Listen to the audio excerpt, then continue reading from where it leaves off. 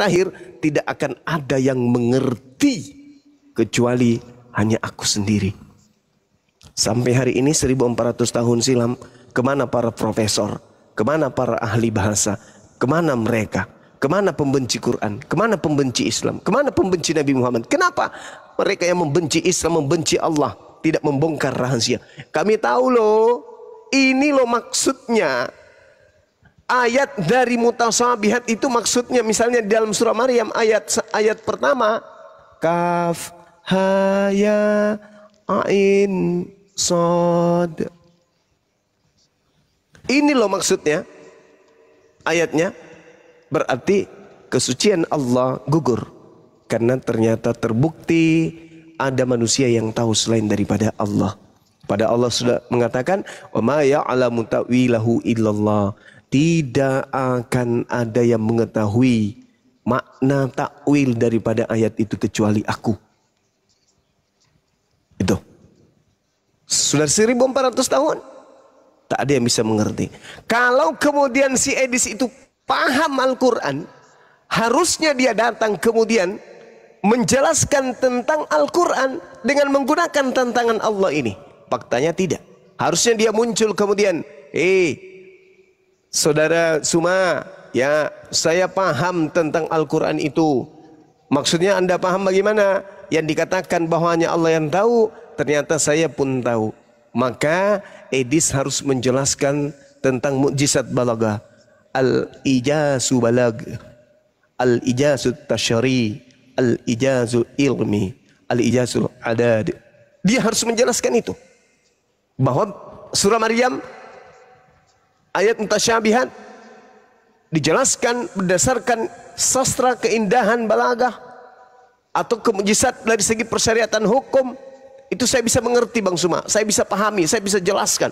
Silakan Anda kemudian menjelaskan apakah itu mukjizat yang berkaitan dengan al-ijazul adad atau al-ijazul ilmi atau mungkin al-ijazut tasyri atau al-ijazul balagh. Tapi faktanya enggak. Dia hanya mutar-mutar aja di situ. Hanya mutar-mutar aja. Membahas Al-Quran tapi terjemahan yang diputar-putar. Sedangkan Al-Quran itu tidak bisa dipahami hanya dengan modal terjemah. Tidak bisa. Al-Quran itu memiliki banyak disiplin ilmu. Minimal ada 15 ilmu yang harus dikuasai untuk mengetahui makna daripada Al-Quran itu. Kalau dia paham Al-Quran, berarti dia sudah bisa menjelaskan Al-Quran menggunakan kitab gundul. Tanpa harakat. Tapi faktanya apa? Tak ada sama sekali. Hanya modal mulut. Dan Edis tidak akan pernah mau berdiskusi dua arah. Selalu satu arah. Selalu satu arah. Selalu hanya bertanya tentang Islam. Berbeda dengan kita apologet Islam. Anda tanya Islam, kami jawab. Tapi siapkan diri Anda kemudian untuk menjawab pertanyaan kami. Tapi Edis tidak akan pernah sanggup untuk menjawab pertanyaan-pertanyaan dari umat Islam.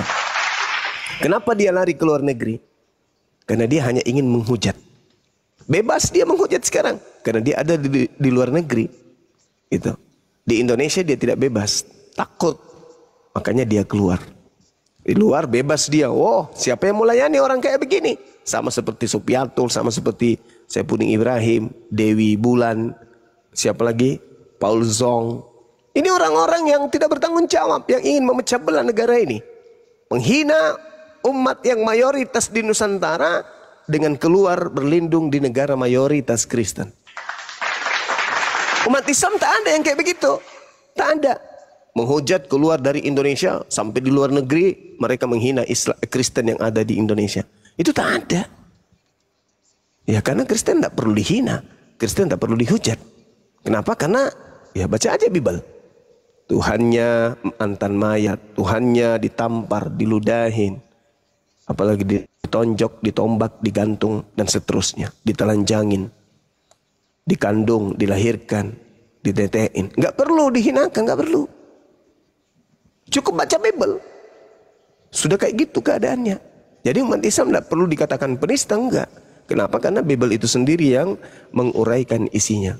Saya kira begitu saudara Al-KTP. Jadi kami umat Islam Bukannya takut kepada siapapun atau mau gagah-gagahan harus mengalahkan semua pendebat Kristen, enggak. Kami hanya berdiskusi berdasarkan data yang ada di Bible. Kalau Edis itu hebat, harusnya dia menjadi narasumber tentang apa yang dipertentangkan dan diperdebatkan oleh apologet Islam. Faktanya kagak. Dia hanya mengais-ngais terjemahan Al-Quran, kata-kata Arab yang ada dalam Al-Quran, kemudian dipelintir dan dipelintir. Pengakuannya pengakuannya dia sudah mendalami Al-Quran 6 tahun, 7 tahun, 9 tahun sudah. Tapi nihil, nol. Tak ada sama sekali. Saya kira begitu. Jadi kami umat Islam itu Islam itu tidak mengajarkan kemudian memaksakan orang kemudian untuk masuk Islam, enggak. La ikraha fiddin.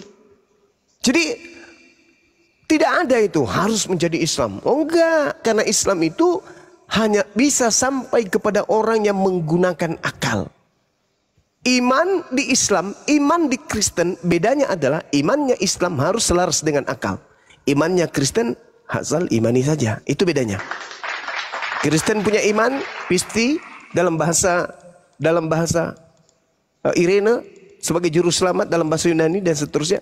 Tetapi Islam juga demikian adanya. Pembedanya kemudian adalah Kristen tidak menggunakan akal dalam beriman. Sedangkan Islam identik dengan akal. Ketika Islam itu tidak menggunakan akal, maka itu bukan Islam namanya. Karena Islam itu cakupannya adalah 100% akal. Nggak bisa tidak. Kalau di Kristen justru sebaliknya. Nggak boleh kemudian menggunakan akal untuk menelaah Kristen, menelaah Bible.